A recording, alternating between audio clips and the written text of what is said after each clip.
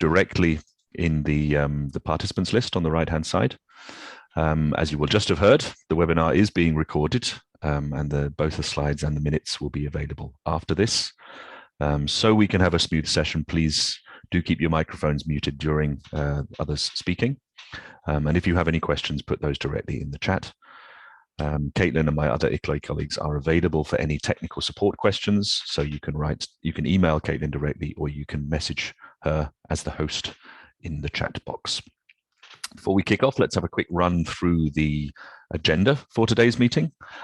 So following this welcome, we have a series of presentations from some of the support partners for the declaration, from CSCP, from the Ellen MacArthur Foundation, and from UNEP, giving their inputs and introduction to the concept of citizen engagement in circular economy, behavioral change, and how we can try and best implement that and bring that about.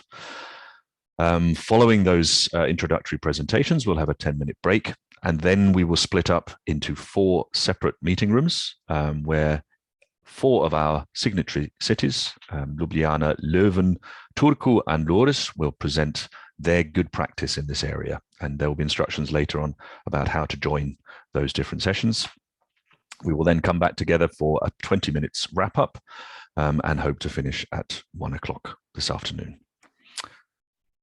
Okay, but before we do kick off, today is a rather special day for the declaration, as coincidentally, this is precisely 1 year to the day from the launch of the declaration back in the beginning of October last year at the European Sustainable Cities and Towns Conference hosted by Mannheim. So here we're presenting a little timeline of what's developed with the declaration. And this goes right back to 2018, in fact, with some initial discussions with a group of cities that we had within the City Loops project, who were very eager to have some form of political declaration that their politicians could get behind and they could use to really promote their engagement with the topic of circularity within the administration. Building on that initial input, we then came together with the wide group of support partners, many of whom are represented today, together also with a number of city representatives, to really try to work out what should be the content of this declaration. What are the commitments that we want to ask cities and regions to sign up to? And that led to the development of a set of 10 commitments that all the signatories of the declaration have now signed up to. As mentioned, this was launched in October last year with already 28 founding signatories at that time. And we've been growing in the number of signatories every month.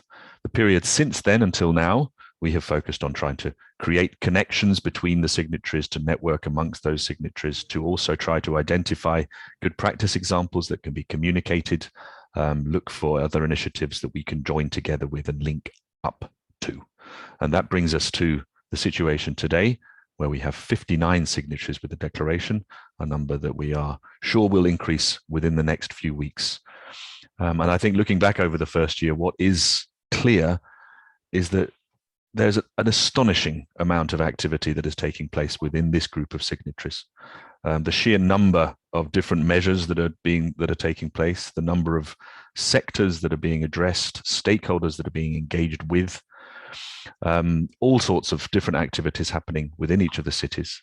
And our challenge as an initiative is to really try and communicate what's happening at the cities, to make sure that that information is not just staying within the city, but is reaching a much wider audience. Of course, this webinar is one way of us doing that. We have a newsletter as well, but this is something that we need to continuously work on, and we are always very eager to hear from the signatories about what you are doing and find ways that we can present that further. Yes. But in any case, I think I'll pass across to Caitlin now to say a few more words before we then kick off into the presentations. Thanks, Simon. Yes, good morning, everyone. From my side, it's been a pleasure to be with you in this declaration initiative over the past year. And you can see now the list of 59 current signatories. We have 7 more in the pipeline with tailored declarations, so sure to grow in the coming weeks. Recent additions since the last webinar include Glasgow, also our first Turkish signatory Ismet also here with us today. So it's great to see this grow. Also, you can see the geographical spread of signatories continues to grow and to get coverage across all of Europe. I'd like to give a short update now on the reporting. This is something that I believe you're all familiar with, as it is commitment number 10 of the 10 commitments of the declaration that you signed up to. The purpose of annual reporting is really to show the progress you've made towards the commitments, to give visibility to your work, to your projects, initiatives, strategies, and so on, and to disseminate any best practice we can to encourage upscaling and replication by others within the signatory community, but also beyond this. So the timeline for this will be that the finalized template for the reporting on the CCD will be launched in mid-October via email through the CCD mailing list.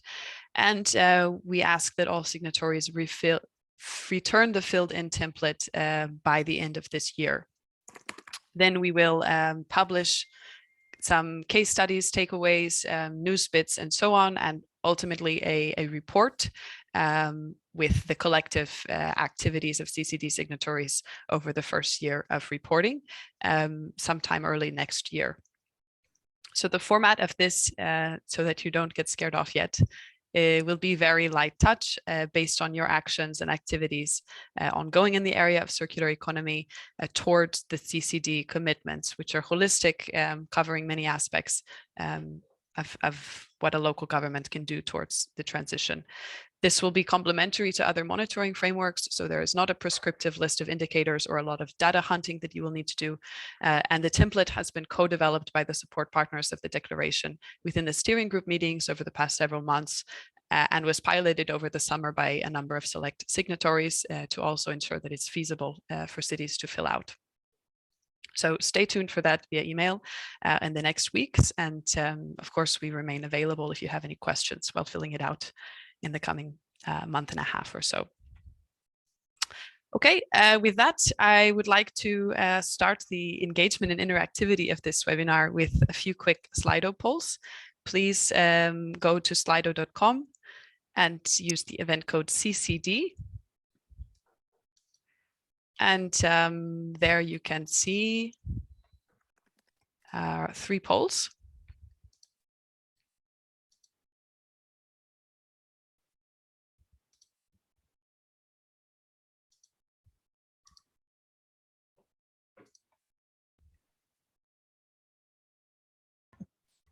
Sorry, can you give us the code again or write it in the chat, please? The code is CCD.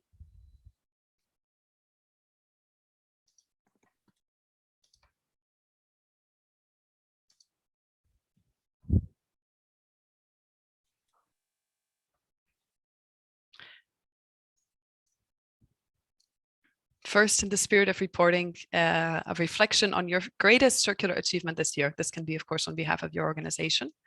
And please include your city or region name. Maybe your roadmap or local strategy was approved. Yes, like in the city of Turku. Maybe you got a big acquisition to start a European project on circular economy, or maybe you kicked off a new waste management plan or something like this. Wow, looks like several cities have approved a circular economy strategy this year. Excellent. In Lille, Oulu. Morning. Sorry for the delay. Welcome, Gloria. Thank you very much. Is it just me, Caitlin? I just see a black screen. I'm afraid, yes, we can't see your screen, Caitlin. We can see that you're really? sharing it, but we can't see what's on it. Yeah. Okay. What about now? Still not. Still not. No. Still not, yeah. So you'll have to directly inform us about what our greatest achievements are. Oh, I'm sorry.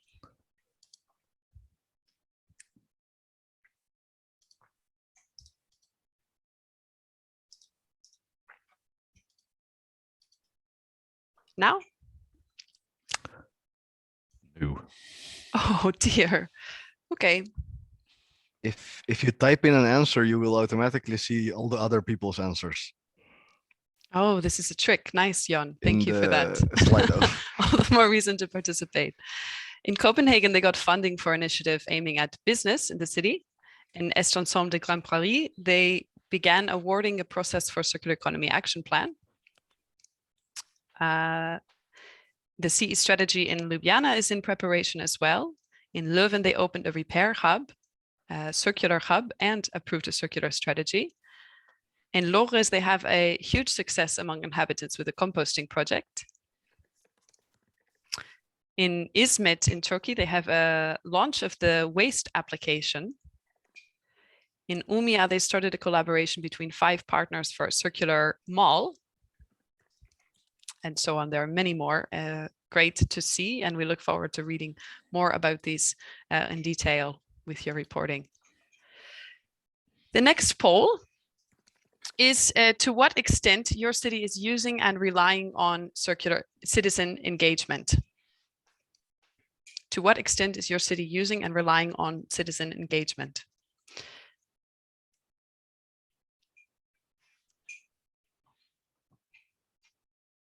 Informing citizens about political decisions and plans, citizen-run projects on their own, citizens having majority in committees, redistribution of power through negotiations, shared decisions, decision-making responsibilities, attitude surveys like neighborhood meetings or public inquiries, or that citizens run projects on their own.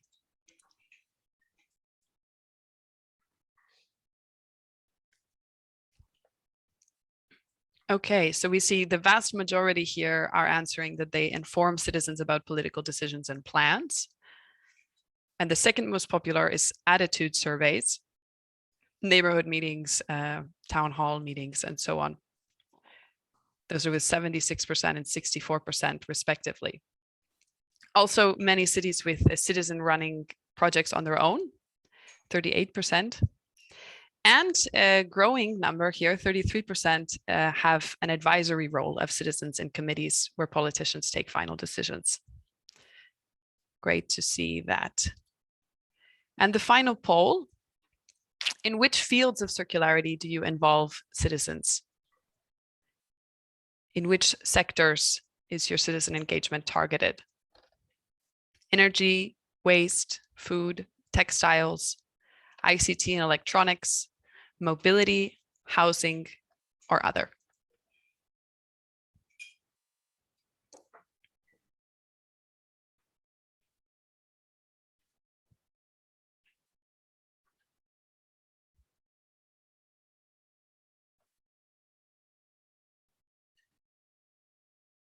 Okay, 75% in waste, 63 in energy, 60 in food, 52 in mobility, 36 in textile, 33 in housing, 21 in ICT electronics. So waste is by far the largest in this case. Okay, So, well, sorry, thanks a lot. Katie. Yes. Sorry, I think you are using another way of participate, because I don't know. Yes, I'm sorry, Gloria. Well, we're done with the polls now. You can participate in Slido, hopefully, on the next round. So I'd like to pass the word over now to Alexandra from CSCP, who will give us a presentation about the importance of citizen engagement for circular economy. Alexandra, the floor is yours. Thank you very much, Caitlin. And I just was very happy to see that you're so actively engaged already in engaging with citizens in your city. And I think that shows also how widespread this format is, but also that it is really important, not just because of a democratic point of view to a city. Of course, citizens are users, but also producers, co-producers of a city. So cities are made for and by citizens. But also because it's important to achieve specific objectives. And that will be also the core of my presentation right now. And I'm very happy to share some of the insights of our work with you. My name is Alexandra Kessler. I'm working for the CSCP. For those who don't know the CSCP, we are a think and do tank that is located in Wuppertal in Germany. And my specific focus is on sustainable cities development. And I'm very much looking forward to share some insights with you, but also to get your feedback and questions later on. When we talk about transformation in general, sustainability transformation, I think it's really good to take a very big picture first and to acknowledge that this transformation process also for a circular city, circular world, that is really complex and many actors are needed to really achieve some progress. And you can see it maybe on the graphic in the middle that is familiar to you because it's from the CCD material. There you can see how many actors we actually need to involve and stakeholders to really develop new business models and also shape new behavior patterns. And I always like to think of, when I think about transformation, I like to think of a systemic level or our society as a system as a whole. And there on the one hand side, we have a systemic level that could be really political regulations, that is our economic infrastructure, but also culture and values that are surrounding us, so to say, the frame in that we are acting. And then we have the individual level, or individual actions by citizens, by also company employees, politicians, maybe also smaller companies, individual actors. And I think it's just good to know that these two levels are interconnected. There's the interdependence between those.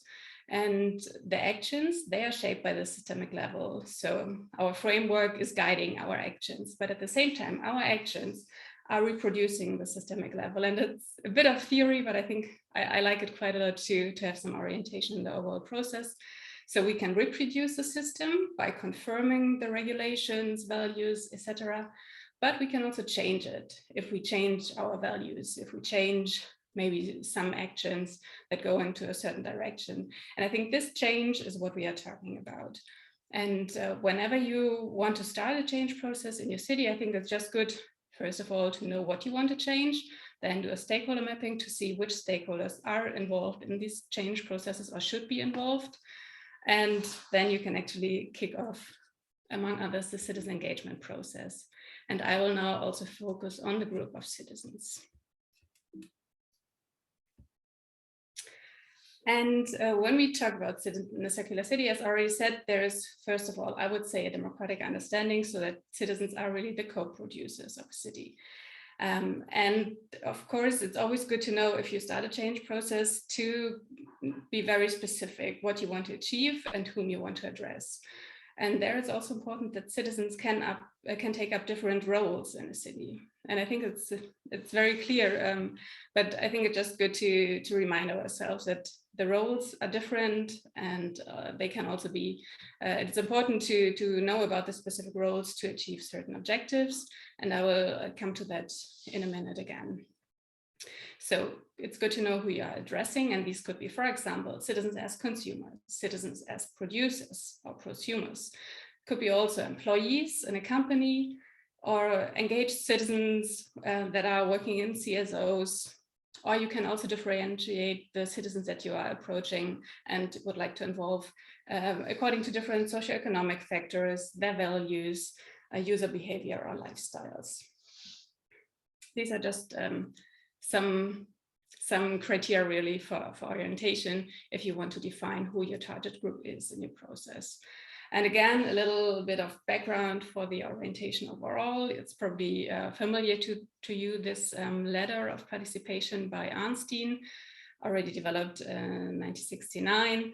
And I would just like to very quickly go into the three major groups, not into every step, but she was identifying two steps, the first one and the second one, manipulation and therapy, that is defined as non-participation, so we will also ignore it for the rest of the presentation. And then the next steps where you are informing citizens, or you are asking and doing surveys, for example, or inviting a few citizens, maybe only, to certain committees, that she defined as tokenism, as alibi participation. So she has a very strict standard on measuring what is participation and what not.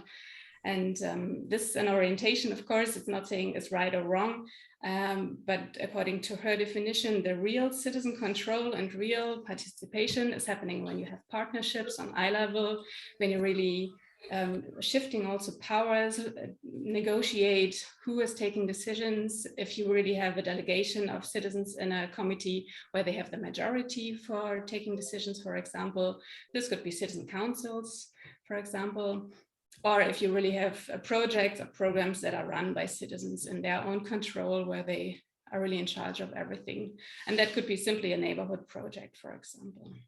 So this is just very quick as a background. And now let's look at 4 clusters of citizen engagement, and they are structured according to the objectives they are related to. And I have to say these clusters, they are not mutually exclusive, they are overlapping, and actually you can also combine them. And I think in reality, it will always happen that you have several aspects in a citizen engagement process. So the first aspect or objective would be acceptance and support of political decisions. Then we have developing solutions, also testing innovations, reduction of footprints will be the third one, and then inclusion and social cohesion. And I'm pretty sure there are also other objectives. I've just taken these 4 as an orientation. So here you can see some impressions from our work at the CSCP that could be related to acceptance and support of political decisions. On the left-hand side, you can see a picture from the Day of the Good Life that we did last year and this year in Wuppertal. And actually it's a day where the citizens can design and shape the public space in a certain neighborhood according to their needs. And it's really nice to see that people come onto the street. With COVID, of course, it was difficult. But I have to say that the process was very interesting, and we could see that it's probably rather a subtle way of supporting political decisions. But you can set the tone and create a certain mindset also in the community, in a neighborhood that, for example, city politics are oriented towards a common good. And then a rather classic way of interaction on the right-hand side. Just recently, we did a workshop on mobility in a neighborhood. And yeah, basically the objective was set by the city, and then we analyzed with citizens together what are the barriers and also the chances for shifting towards a more sustainable mode of transportation. And just to give you an overview again of the different elements of when you want to achieve acceptance and support for political decisions, that's of course the objective from the city side, but also from the citizens. They have a motivation to also get engaged because they can shape political decisions. And the benefit for all is that you really can achieve better decisions. And when we think about a circular city, that could be an example that you jointly develop this circular city strategy together with citizens, or you can really discuss ways how to improve certain elements of the circular city strategy. And approaches how to do that could be dialogue forums, different workshops, as you have seen. You can set up citizen councils, also interactive information campaigns where citizens also contribute their knowledge and their learnings, and also doing some campaigns addressing the motivation by addressing norms and values of citizens. And with regard to the level of participation, it's probably possible with all levels of participation, but it's better to do it with the higher ones, as always, because then you can really achieve a higher motivation and involvement of the citizens. That is then also not a guarantee, but it is probably leading to more success and more support of your decisions, so political decisions. Alexandra, I'm sorry to interrupt, but please try to wrap up in the next 3 minutes or so. 3 minutes? Yes. Okay, yeah, then I will do it a bit quicker. Next topic would be developing solutions, and just some examples here. I think it's important here that this is probably only possible with a higher level of participation. So probably you can set up living labs, set up spaces for co-creative settings, or do hackathons. And here citizens really have the role of co-creating the city and testing feasible solutions. That is quite demanding, I would say, because you need a certain budget, but also level of professionalization and some courage for experimentation. Reduction of footprints, and we will have another presentation on the topic later on with regard to behavior change, because that's actually one promising approach here. You could do, for example, food waste interventions or different mobility patterns. And what I would like to stress here is that, of course, you can have different target groups, but if you keep in mind that who is causing the biggest footprints, that would be the 10% income earners, that would be quite a challenge, of course, to involve them for behavior change. And overall, it's also a complex process. And the last objective is inclusion and social cohesion. That's actually cross-cutting and overlapping, and you can combine it with all the other objectives. And here it's just very important to explicitly try to involve marginalized groups or whichever groups you want to include. And for example, maker spaces and repair cafes are really promising, or also community gardens, to have an open space where different people and groups can come together. And of course, it's not so easy to get entry points to the community. And yeah, I'm coming to an end with this slide, almost to an end, and would just like to encourage you again to focus on key sectors that having the highest impacts and look for some forms of citizen engagement. That would be, for example, energy from fossil fuels. For example, if you want to support citizen energy communities or new mobility services like shared mobility.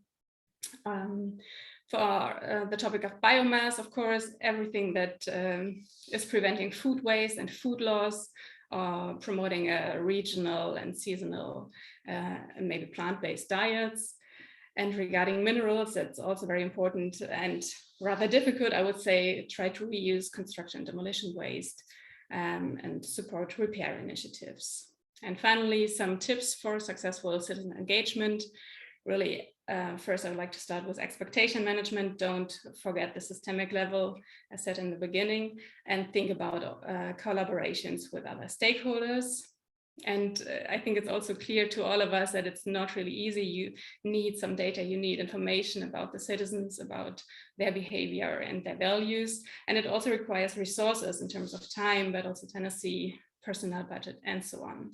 And as said already, it's good to be ambitious, aim for high level of participation and high impact areas, such as energy production, construction, housing, mobility, and try to involve citizens very early on in the process. That is also then a guarantee to get more support for decisions, and try to make clear what are the benefits for citizens and the city in this process, and also the level and sphere of influence of citizens. And for that, I'm done and looking forward to your comments, to your questions. Thank you very much. Thanks a lot, Alexandra. This really gives a clear conceptual framework for characterizing the different citizen engagement examples we will talk about and continuation. I'm afraid we are quite behind time, so we'll skip the questions for the moment, but of course we will have room in the discussions in the breakout rooms to discuss with Alexandra in more detail. Next up is Sarah O'Carroll from Ellen MacArthur Foundation. She is the city's lead and will provide us with practices from 3 cities that Ellen MacArthur works with. The floor is yours, Sarah, and I will share your presentation. Thanks, now. Caitlin. So now that we have a really great framework around citizen engagement, as Caitlin said, I'll share examples from 3 different cities that are not Circular City Declaration signatories, and their approach to citizen engagement and behavior change through some of their activities. Caitlin, again, we can't see your screen. I'm sorry, I'm not sure how to handle this. Either you can share. Let's see.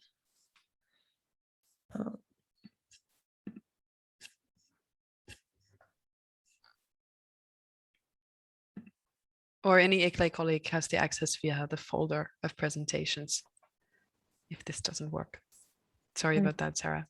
All right, I have a new laptop and things don't look the same, so give me a moment. Sarah, I'm finding your presentation at the moment. It's short. It's only 5 slides. Is it that one? Exactly. Yeah, that one. So I'm going to talk to you about London, Paris, and Cleveland.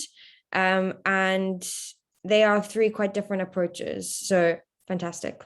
Thanks, Nikolai. London is very, I'm going to talk specifically about Re-London, which is really around how London is changing its relationship to staff, as they say, how Londoners are changing their relationship to staff.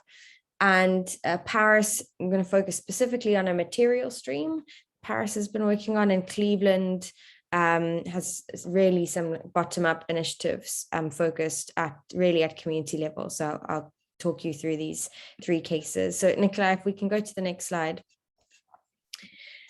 Thanks. So Re-London, many of you might have known as the London Waste and Recycling Board. They've rebranded themselves and they're now called Re-London. And they're a partnership of the Mayor of London and the London boroughs. So it's really the way that the Greater London Authority delegates responsibility around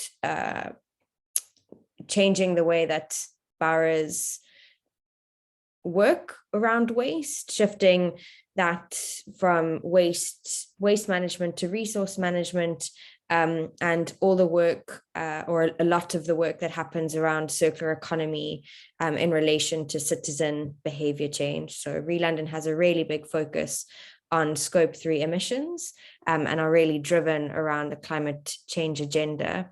And because their focus is so much about changing the way that Londoners and citizens relate to staff, a really big portion of their work is around communication campaigns. And so they have these kind of two different approaches, apart from a lot of the kind of communication that they do on a regular basis through newsletters and social media. One is activation weeks and the other one is material specific campaigns. So many of you will know that circular economy weeks, I guess, based in cities are becoming more and more popular. London's been doing this for quite a long time now. And I guess I'd say that a circular economy week is a really great way to be able to create opportunities for all different stakeholders within the city to be able to come together to convene around a circular economy discussion in the city, and to be able to kind of tell the stories of the work that they're doing. So it kind of takes the responsibility solely away just from the city on telling the circular economy story, but allowing all these different kind of stakeholder groups, universities, businesses, startups, NGOs, other not-for-profits in the city to be able to tell circular economy stories and to be able to convene discussions around the circular economy. London also has a repair week. So it's really focused around pushing Londoners to repair things rather than to throw them away and to buy new. It also includes aspects around sharing as well. And there's lots of kind of training programs on how to upskill Londoners to be able to repair their own clothing, kind of simple electronics and things like that. And then to promote all of the repair businesses in the city. And then they have one kind of very specific material focused campaign, which is called Love Not Landfill. This is focused around specifically 16 to 24-year-olds because their research shows that this is the population group that's most focused on fast fashion, which if they're going to tackle Scope 3 emissions, they really need to change the way that these Londoners interact with the fashion industry. And so they do all the things that this population group loves. So they focus on social media with influencers, they create pop-up shops, and the Love Not Landfill campaign is focused around getting Londoners to drop off unused clothing at clothing collection points, but also to share, to repair and things like that. So that's a brief overview of what's happening in London. Next, we'll go to Paris, and we'll continue on the kind of this fashion topic. So Paris Good Fashion is an NGO that was set up with the support of the city government. So the city government provides some funding to help make Paris Good Fashion to help support its operations. But Paris Good Fashion is a collaboration. It's basically an association of fashion industry players within Paris, because Paris has this ambition to become 100% sustainable fashion industry by 2024, which is not very far away. And the city realizes it cannot do it alone. And so one of the first things that Paris Good Fashion has done is to map within this kind of border that you can see all of the circular economy fashion businesses that are in the city. I wanted to talk to you about this example because it basically cost nothing, because it used the resources of a volunteer student to be able to do all of this GIS mapping in Google, and the industry volunteers who are part of Paris Good Fashion to kind of collect this data. So a survey went out to all of they call them sustainable fashion designers, sustainable fashion shops, secondhand spaces, places for repair, places to drop off clothes so that they could be recycled, locations which kind of help you to take better care of your clothing yourself, locations that offer practical advice, fashion design schools, and all of these things. And basically the network of fashion players was used to send the survey out so that these locations, these organizations, businesses could apply to be part of this map. And then there's kind of a jury panel which decides whether the application is good enough, whether this organization, business is circular enough to be part of the map. It's done on 100% majority vote. And if there is dissent, then field visits are undertaken to really kind of decide whether this is a circular economy business that can be put on this map. It took 3 months to put this map together, which is also a really short period of time. And again, it was basically free because they used a volunteer student to do the mapping. What else did I want to say quickly here? So they have 258 addresses on this map. So they were quite surprised at the number of circular economy businesses that they already had operating in the city, in this specific value chain, kind of across creatives, retailers, repair, design schools, and all of that, which was really exciting for Paris to see, and will now help them to build momentum towards 2024. And it also was a really good way, simply by mapping at the beginning, to identify all of the businesses and organizations that need to be engaged to move towards this 2024 goal. And at the same time, so they've mapped all of these businesses. At the same time, they're pushing citizens towards this map so that citizens keep clothing in use and out of landfill. So that's Paris Good Fashion. And the next one is Cleveland in the United States. And most people don't actually know a lot about what's happening in Cleveland. I'm really excited about the approach that the city of Cleveland is taking in the United States, because they are using a very bottom-up kind of approach to developing the circular economy roadmap and strategy within the city.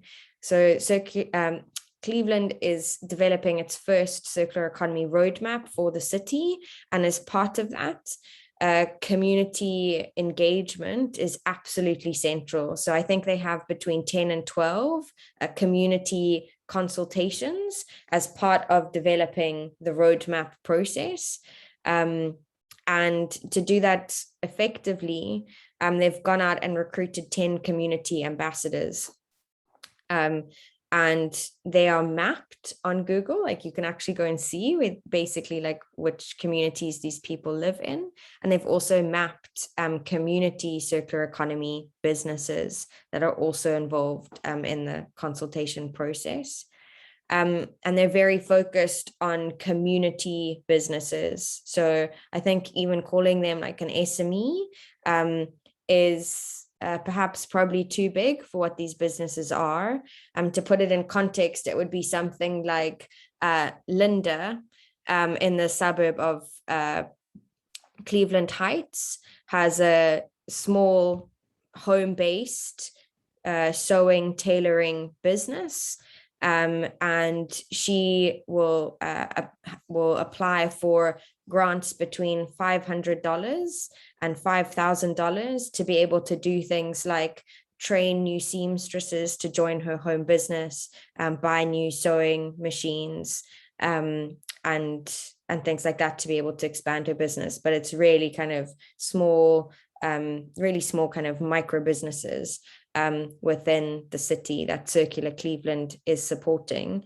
And these are all people that are very active within their neighborhoods and their communities, and they're provided circular economy training themselves through Circular Cleveland, and they're asked to become ambassadors within their neighborhood and community. So their job is to or their role in their community is to go out and talk to people about the circular economy, to get an understanding of how the people in neighborhoods and communities would talk about the circular economy themselves, kind of what kind of language they would use, and what's happening at the neighborhood and community level. And then that's fed back through Circular Cleveland to the city of Cleveland and Cleveland Neighborhood Progress, which is the agency that the city of Cleveland works very closely with to deliver Circular Cleveland.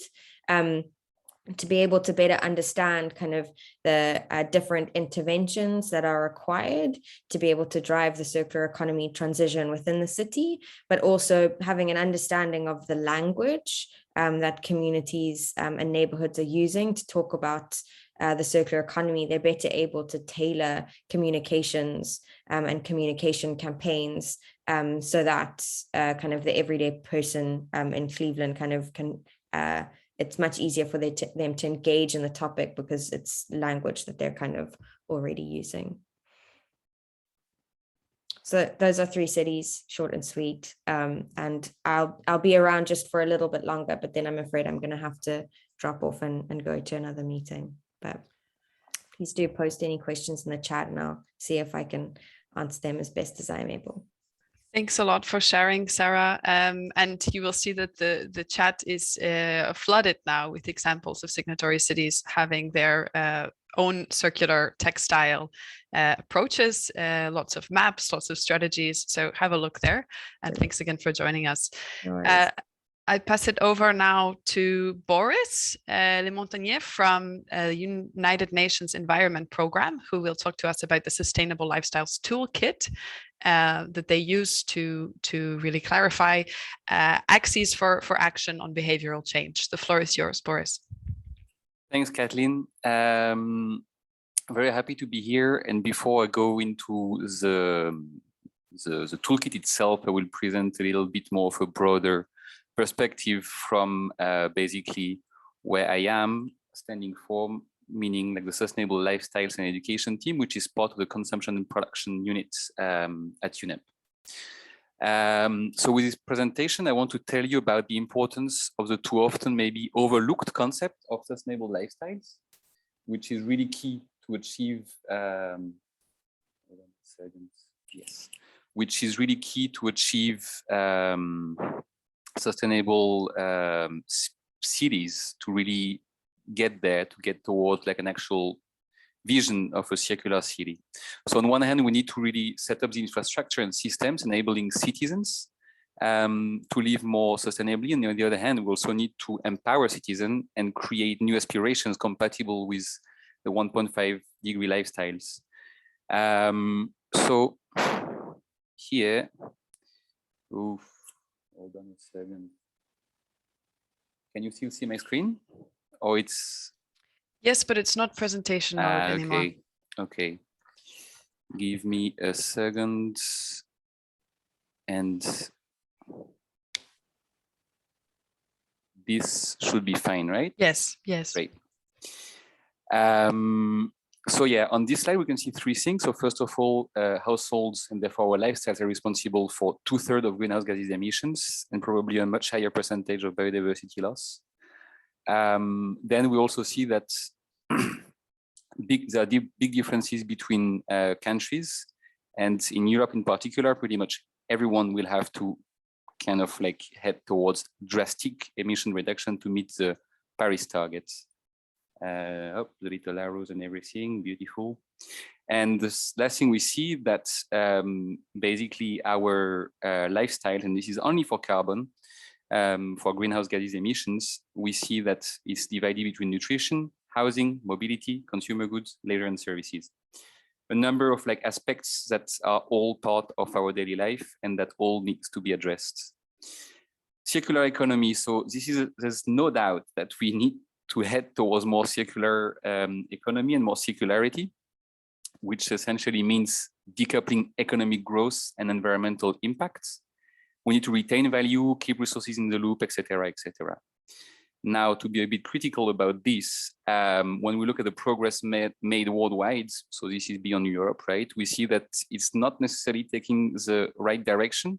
Between 2018 and 2020, there's been a rise in the consumption of materials and resources, while the reuse of resources, meaning recycling here, has dropped down to 8.6%. And we're not talking about 8.6% of all materials which are in the circular economy, right? This is 8.6% which are in the recycling, which are recycled, which is basically the least impactful aspect of circular economy here. So yes, it is, and clearly we need to like really like operate like a drastic like paradigm shift, in particular because in the global south, some countries will need to consume more to meet their basic needs, while here there is clearly a need of an absolute reduction in the consumption of or let's say like the impact we have.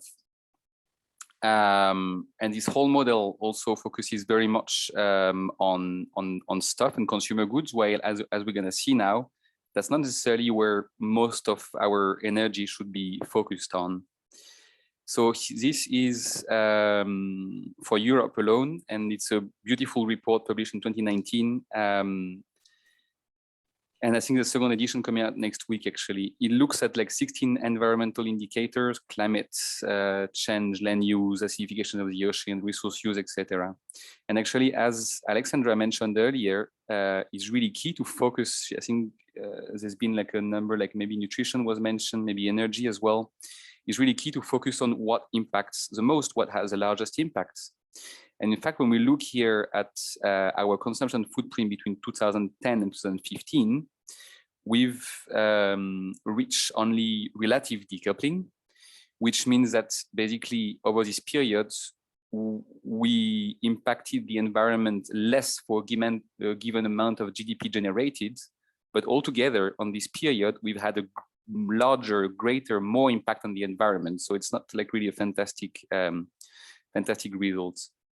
And these negative global environment impacts are led first of all by food, then by housing, then by mobility, and followed at the end by consumer goods, as you see here.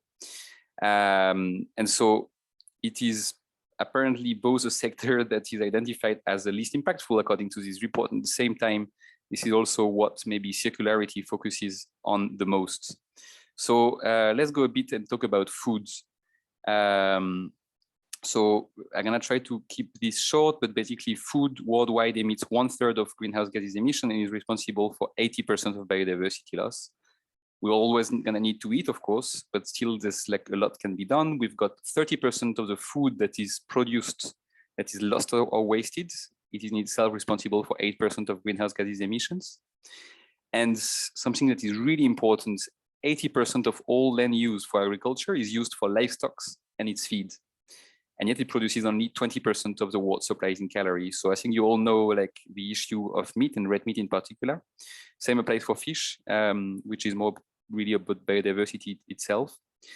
And like there is this report from Oxford University that is maybe a couple of years old that tells us that if the whole world would follow a plant-based diet, there could be a 76% reduction in land used for agriculture, meaning and the land used for agriculture represents 50% of all habitable landowners.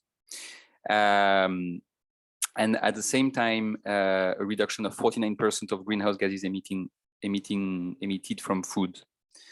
So this is just like massive, right? And the anatomy of action shows us this. So the first action you can take, the most impactful one, and this is like basically part of the toolkit that I'm supposed to introduce. Protein swaps, the most impactful thing that one can have. So I think your role as a city is like to facilitate access to this more vegetarian, vegan diets, plant-based diets. Second action, use all your food, which is also very important to reduce waste, of course. And the last one, grow your own, eat local, etc. So these are just like a couple of basically how can you, as cities, enable access for people to live more sustainably. So the first thing that should, just the science showing this, right? It's really protein swap that should be the main focus, with red meat and fish in particular, but then it kind of like extends on like further aspects of like animal products. I won't go into details, but like my presentation, I think is available online for everyone. So if you are interested, and it's kind of, you know, maybe a bit obvious, but yeah. And also one thing about food and agriculture is that it has this particularity of both being like one of the major problem, but also can totally be part of the solution with like more local schemes with regenerative or agroforestry techniques, for example, which is not the case at all, for example, of like housing, which we're going to cover now, or mobility. Yeah, housing. So we've got this, right? And I couldn't find good numbers for Europe, but basically what we see in the US is that new homes since 1973 are like 100 square meter larger than in 73, sorry. And the average living space per person has doubled. So basically, it means that we need twice as much resources per capita to build our living spaces, but we need twice as much energy to warm up our living space. We need twice as much furniture, etc., etc. Same time, 30% increase of population in the US. So basically, we can say that the global living area in the US again has been multiplied by 2.6. So to basically just break equal, we need to have systems which are 2.6 times more efficient than they used to be in 1973. And believe me, we're not there at all. And actually, one very telling case, yes, is like what happened between 2010 and 2020 in Germany, when the German government has invested 340 billion euros to isolate building. And result, zero energy was saved because simply people warm their houses more. So as much as technology can help and is necessary, I mean, I'm a civil engineer by education. Actually, it's necessary to insulate buildings more. But yet, there's also like all these needs for like aspirations. Do we want to live an Indian summer all year long? Do we accept that it's maybe a bit colder sometimes? Understanding of like the impacts, but also probably cities, government at different level can also support taxes and energy pricing to kind of like facilitate this change and facilitate this adoption towards more sustainable lifestyles. And this ranges very much from like the apartment size that people want to live in to the number of like maybe fancy appliances we have, or the temperature that we set our thermostat at. Housing, couple of like recommendation, basically in this framework of the anatomy of action, what has to do with housing fits in the money domain, which also incorporate like investment, etc. Couple of things, nothing new. The 15-minute concept city, 50-minute city concept, I'm sure you all know about it, and I think it's really key. And I'm gonna cover this now with mobility. I'm gonna try to be short Boris, again. I'm sorry to interrupt, but we are running into break time now, so please try to wrap up in the next 3 minutes or so. Thank you. 3 minutes. Yes. Okay. Well, CT, same, basically 30 years of fuel efficiency. We are like a lot more efficient by all means in all transportation, and yet we consume a lot more. The vehicle mass has increased by 70%. We cover 17% more distance in the past, 17 times more commuting in the past 10 years. So same issue again.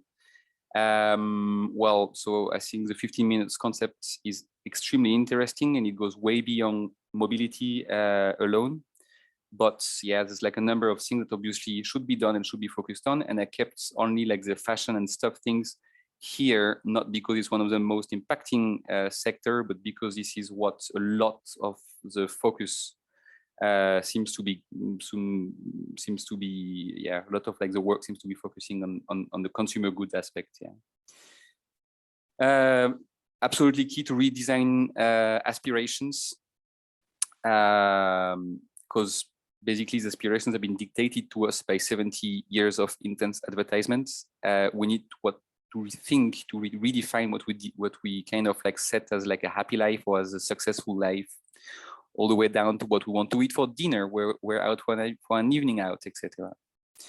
And the work on lifestyles often tend to maybe focus a bit too much on like bringing the guilt and the weight of transformation on individuals. And I actually think it can be also seen differently and seen more as an opportunity than a constraints, and becoming more creative at cooking vegetarian food, living in a cute small flat that can help you maybe save money, rather than wanting like bigger and larger all the time, or staying in shape with daily commuting rather than taking your big SUV. I mean, all these things are not like bad things, right? So at the city level, I think you've got really this power to be able to nudge, encourage, and facilitate the access to lifestyle, both like by building the interest and providing the access. You know exactly what your target is. You have existing powerful communication channels with like social media, local newspaper, newsletter, or maybe the brochures that you can like send to all home that is already done, I'm sure. So you really have like extremely strategic position to make this happen. And actually, Lotte will speak in one of the breakout room, has already been doing some great work on this in Turku. And so just to finish, I'm really sorry if I took over, we're gonna skip this if I'm going over, but this is basically the framework. It's basically an evidence-based tool that showcases the top-level changes any individual can make, and therefore also how you as a city can facilitate this access to contribute to SDG 12 and support the growing shift towards basically more global sustainability. 5 domains, 15 actions. I won't read them for you, it's all there. And the first action of each domain is always the one considered the most impactful. I think like this structure and hierarchy makes it easy for anyone to understand and approach and maybe adjust also lifestyles to understand how they impact the environment, what it takes, etc. There is also it's also a social media toolkit that we recently redesigned, created some new cards with new science, etc. And it covers now both climate and biodiversity angles. It's available in many languages.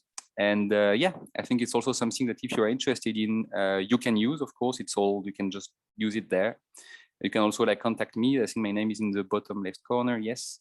And we can work on it together to adjust this and like make it fit for your local contexts. Thank you. And sorry for being a bit too long, maybe. Thanks a lot, Boris. I agree that this 5-finger and really clear actions gives a really clear direction for most impactful decisions that we can make in our day-to-day lives. With this, I invite you all to take a 5-minute break. Sorry that it's shorter than promised, but I do hope that we can make up for any overrunning with the next session, with plenty of space for discussions in the breakout rooms. There will be 4 rooms happening simultaneously. Each of you will choose which of the city rooms you want to go into, which of the presentations you will attend. And I will leave up the description of these on the screen so that when you come back from the break, you can see this and have in mind which you will choose. Okay, see you back here in 5 minutes. Thanks.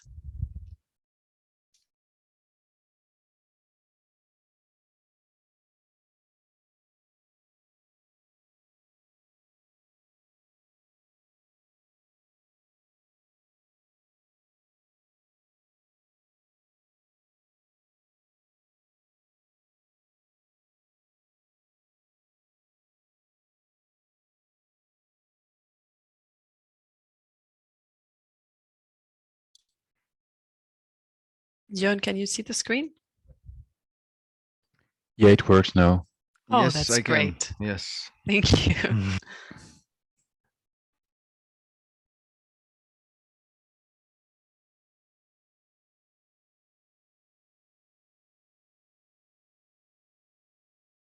I cannot see the breakout rooms though.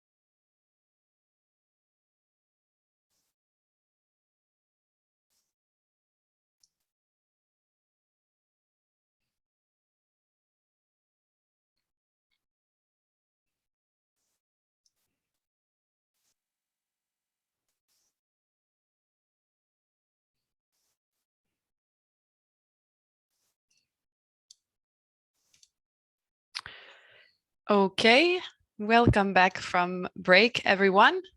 We now have 35 minutes of breakout sessions. So there are 4 rooms that will happen simultaneously. Each one will have a 10-minute presentation from a signatory city, followed by a 20-minute discussion.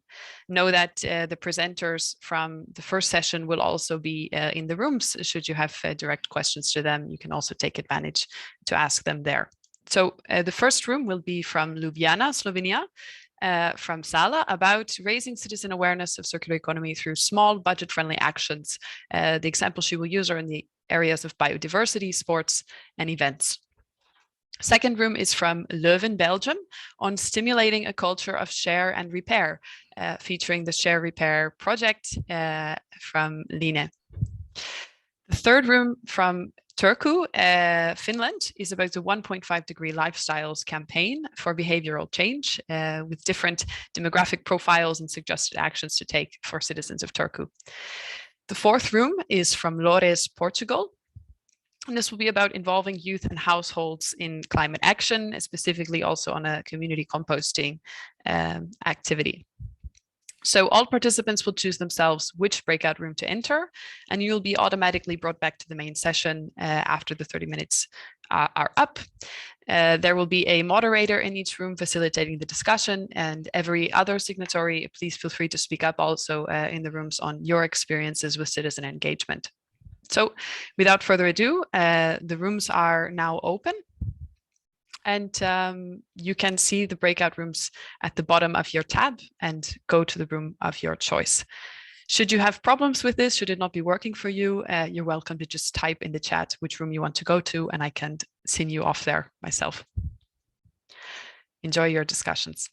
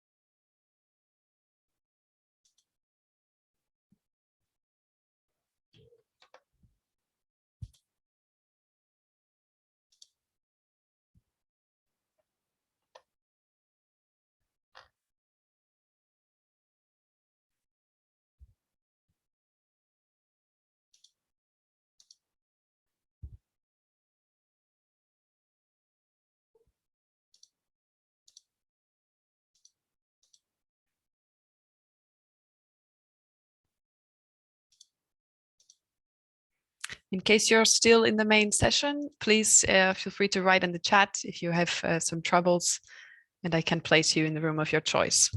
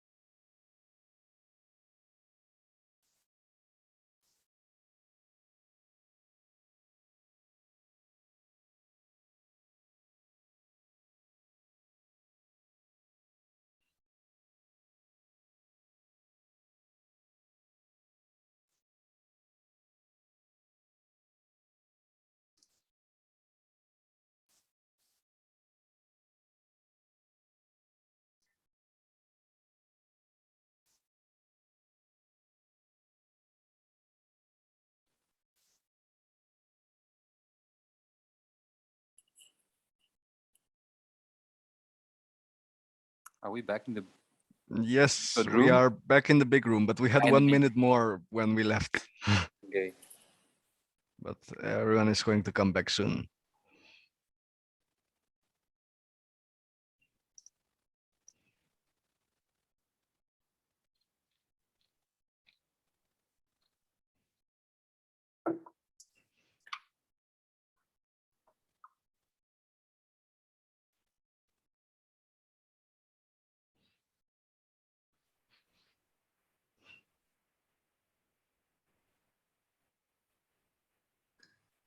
Hello, everyone. Welcome back to the main session. I hope you had fruitful discussions and also got to hear from a variety of cities and signatories in your rooms on their own citizen engagement initiatives. We're still waiting for everyone else to make it back. I think we were all kicked back into the main room now.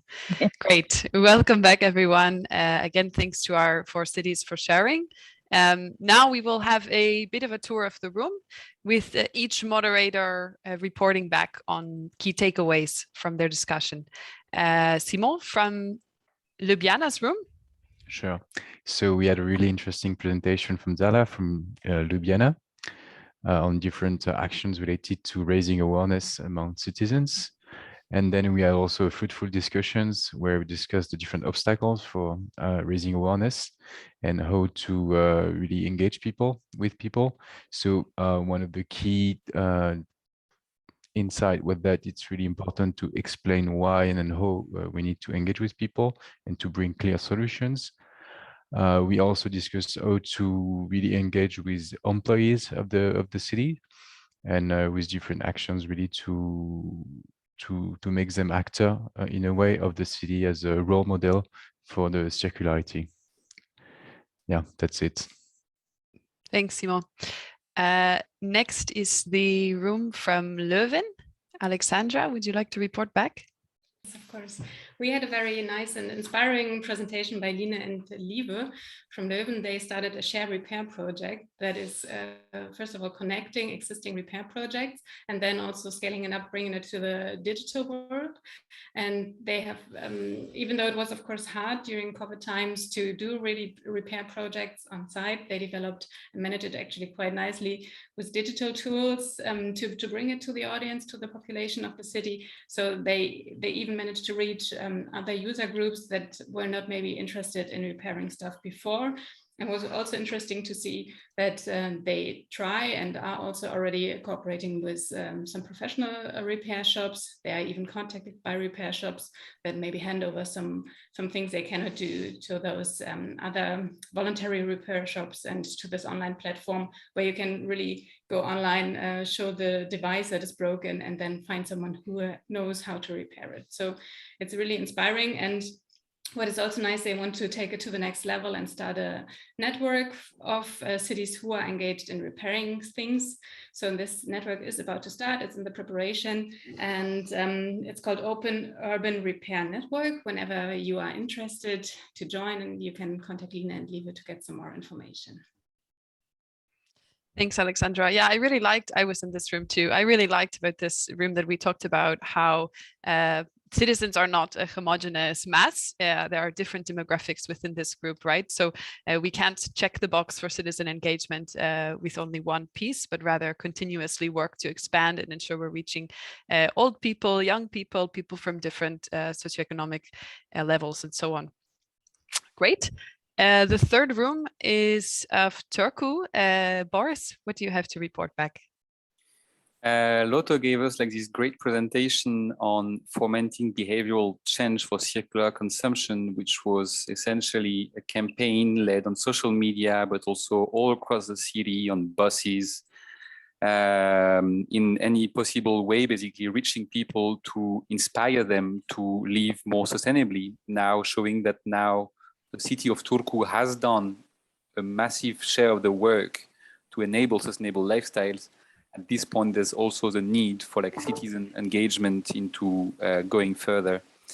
The city of Turku cannot go much further on its own, basically. It needs the support of the citizens. And we've touched upon, there have been questions about how is, if the campaign is successful, how do we measure this? How do we communicate the shift towards this new norm? About the costs of such campaign and basically building this energy and mobilization, and that often it's actually more about what Lotte was saying, maybe more about like creating partnerships, having like these interests among actors in the cities. It can be citizens, businesses, other like maybe organizations, associations, etc., interested to kind of like be part of this, and this is really crucial in making this happen successfully, more maybe than the money itself, yeah, to organize this. I think I will stop here. Thanks, Boris. And the fourth room of Loris, Nikolai. Yes, thank you, Caitlin. We had a presentation, a quite inspiring presentation from Loris on two projects. One was focusing on composting in rural areas, actually that has achieved quite impressive success, running for half a year, a little more, of reaching, I think, more than 800 households being trained or having received a composting bin. And the other project was focusing on environmental awareness, and here having sort of a broad topical focus on climate mitigation, air quality, but also circular economy, sustainable consumption, biodiversity, with a strong focus on youth engagement. And that was also what we as a group reflected on a little bit, and also the city of Oulu in Finland shared a few of their updates, being engaged in a new circular economy strategy, wanting to implement voluntary monitoring schemes, for instance, for the SDGs, also looking to involving youth, and also the city of Izmit sharing a few of their programs focusing on students in schools, having competitions, etc.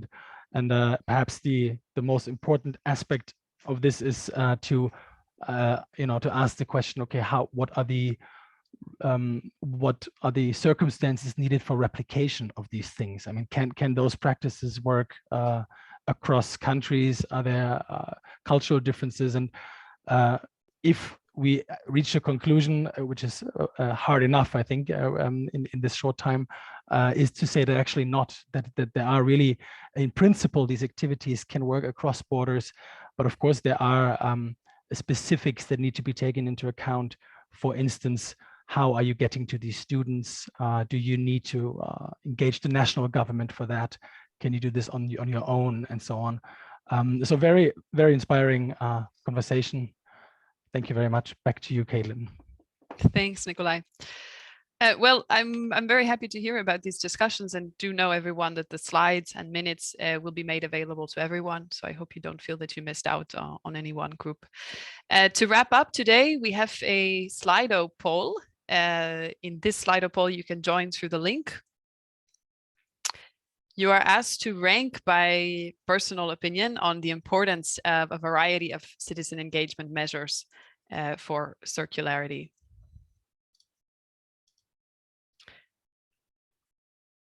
And these include the following choices: raising awareness of the best practices for household waste separation, for energy and water use, for energy and measures, or reducing water consumption, for encouraging circular lifestyle choices, raising awareness of circular products, packaging free or secondhand shops, reducing the consumption footprint, promoting shared goods, services, and spaces, such as shared buildings, shared mobility, libraries of tools or libraries of things to share, or repair cafes, inviting citizen ideas for the circular city vision and roadmap, inclusion in committees for urban planning, such as for space sharing, for recirculation of resources, for urban development plans, involvement in decision-making directly or in priority setting for the circular economy funds and projects of the city, or inviting their ideas for the circular city vision and roadmap. I've already got a number of results here. It seems, Boris, you had a very persuasive presentation, and everyone is on board with encouraging circular lifestyle choices with the most votes so far.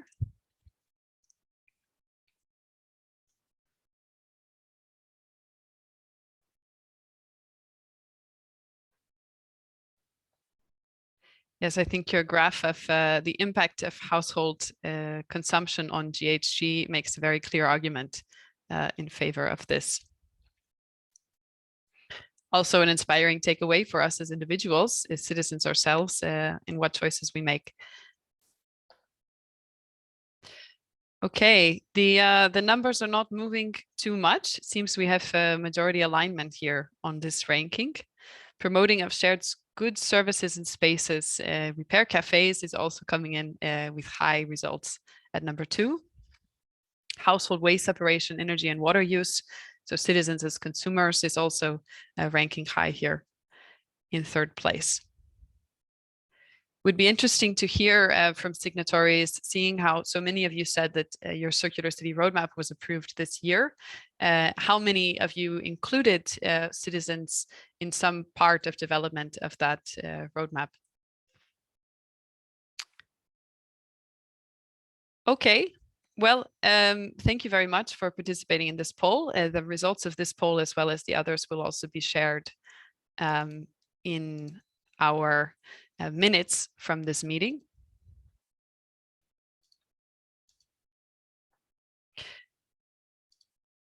And now, as a final word from the side of the organization of the CCD meeting, I'd like to make a few general announcements on upcoming activities in the circular city space. There is a Circular Cities and Regions Initiative session coming up in EU Regions Week. This will be on Wednesday, 13th of October, 11 to 12. And we have Turku's mayor will be speaking also in this session. So be sure to tune in to the session on circular solutions for regions and cities. We can't see your screen, I'm afraid, Caitlin, again. Oh. I can try and share the slide instead if you prefer. Yes, please. Let's see if I can find it. Sorry. I can do it. If you have it open, Simon, maybe. Yeah. Next on the list is the Circular Cities Declaration featuring in Glasgow at COP26. The CCD has submitted an application for a session as part of the EU Pavilion. This is not clear to us yet. We haven't heard back if this was accepted, but if so, certainly we will let you all know via the mailing list. And we do hope to have signatories speaking on behalf of the declaration there. Please do, if you have any other relevant events coming up on your projects or something you're taking part in or presenting in, or just that you think is topical for the group, please do feel free to drop some links in the chat so that we can all attend. Otherwise, please stay tuned, as said, for the reporting launch. This will come via the mailing list with a finalized template and an information sheet on how to go about carrying it out by the 15th of October. We will have another edition of the CCD newsletter also coming out next month in November. So should you have any relevant projects or opportunities for collaboration coming up, please just drop a line to myself and or my colleague Jon, and we will be sure to disseminate that to all of the signatories on the list. And finally, the next edition of the CCD signatories webinar will focus on urban metabolism and material flow analysis. This will have content input as usual from our support partners with expertise on this, but we will also be looking for signatories with experience on urban metabolism and material flow to share. So please get in touch, and also look forward to this coming up later this year. And that's all we have for today. Again, the slides, recording, and minutes will be shared with all of you shortly by next week. And thanks a lot for tuning in, for joining, for sharing your experiences. Have a good weekend and see you next time. Bye-bye. Thanks, everyone. Bye. Thank you. Bye. Thank you. Bye-bye. Bye-bye. Bye. Thank you very much.